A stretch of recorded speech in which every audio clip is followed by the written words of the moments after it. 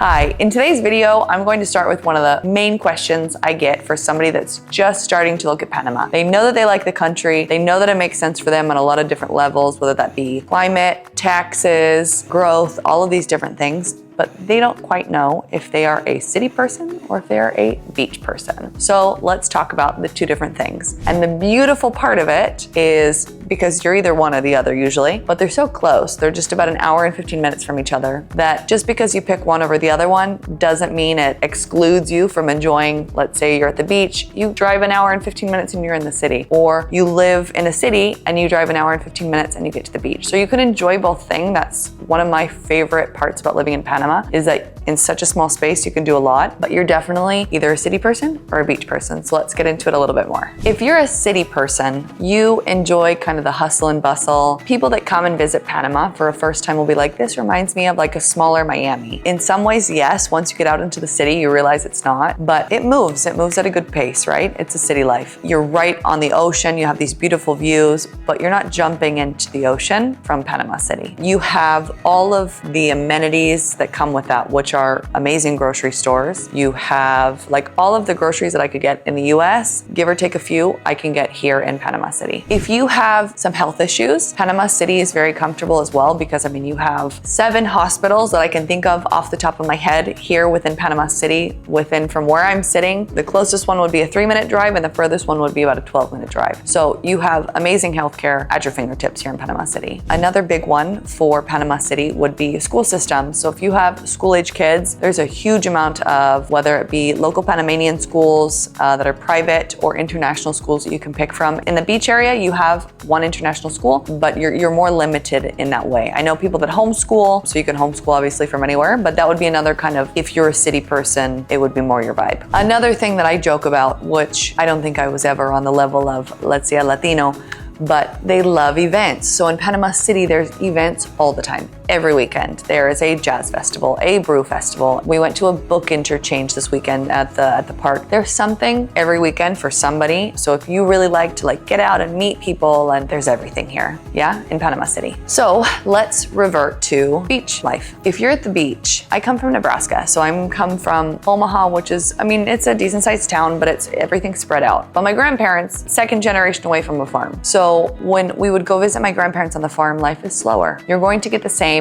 at the beach, yeah? Life is a little bit slower, more relaxed. That's what people usually look for at the beach, is to escape kind of the hustle and bustle. So at the beach, you also have a Reva Smith, you have a Ray, you have a Super 99, you have a hospital, you have all of those things. They might be a little bit further in distance. That doesn't mean in time frame, because in Panama City, I spend just as much time in the car getting from point A to point B, but it's a shorter distance. At the beach, there's less traffic, but it's a little bit longer of a drive, if that makes sense. So to go get my groceries at a major grocery store, it might take me 20 minutes, 15 minutes. In Panama City, the same. I'm just sitting in traffic. If you enjoy anything outdoors, if you enjoy anything on the water, if you enjoy anything like climbing mountains, if you enjoy stand-up paddling, if you enjoy fishing, the beach is your place. I know a lot of people that live in the city and also enjoy those things on the weekends, but if this is your day-to-day, you enjoy those things, that's what you want to do, that's where you see yourself, you're a beach person. If you're someone who, maybe a digital nomad, maybe just someone that, or still likes the idea of being able to work while you're here in Panama, in both places, we have amazing internet. I won't say every beach along the Pacific has amazing internet, but in Playa Caracol, we have